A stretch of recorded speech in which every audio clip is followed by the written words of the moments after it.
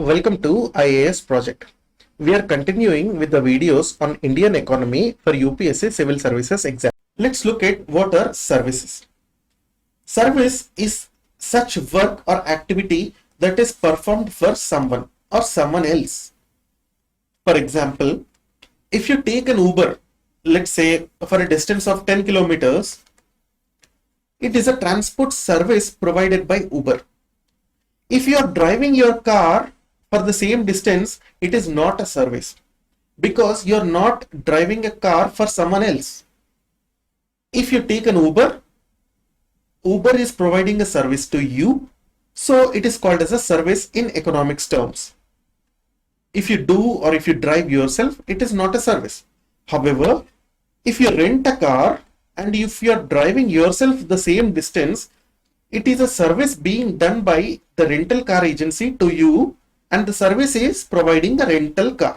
Services are intangible acts. Intangible means you cannot touch them.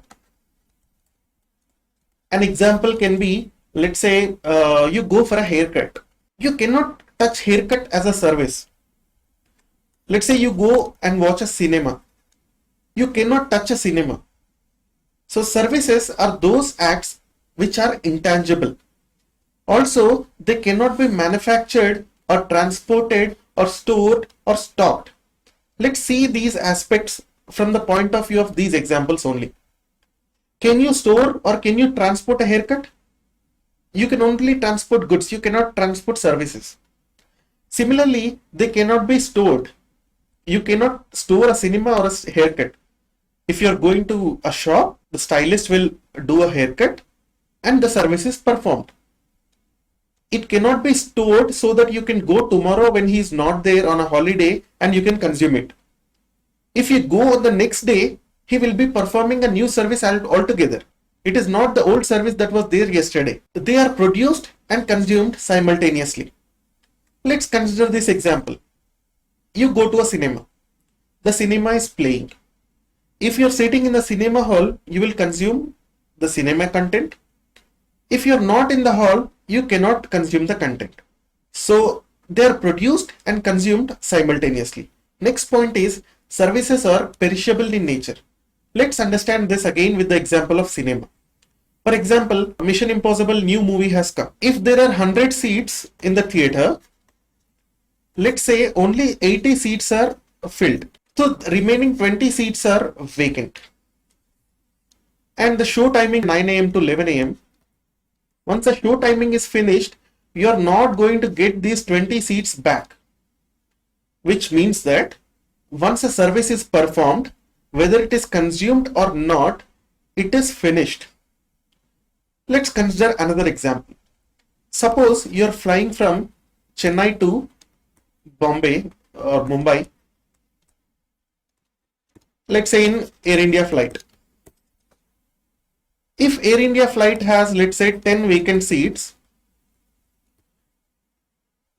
they are not going to get money for these 10 vacant seats once they reach Mumbai. Because once they reach Mumbai, the service is finished. You are not going to get money for these 10 vacant seats.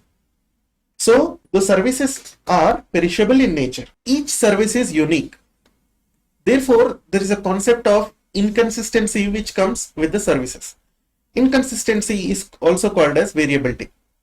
Let's understand this simply from the example of haircut again. You can get a haircut from a small barber who is near to your home, or you can go to a famous stylist like Javed Habib. So if you go to a small stylist, you will get one kind of haircut. If you go to Javed Habib, you will get one kind of haircut. Although the service is same, the service is unique with each.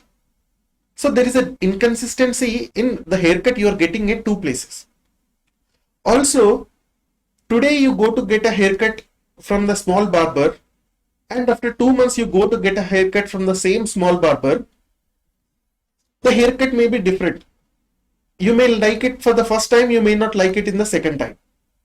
So there is a concept of inconsistency or variability that is associated with the services. So if we look at the main features of services, services are intangible in nature. That means you cannot touch them. Services are perishable in nature, which means once it is performed and if there is no one to receive it, it's gone. You cannot retrieve it. And services are unique. Each service is unique. And the fourth one is services are inconsistent or variable.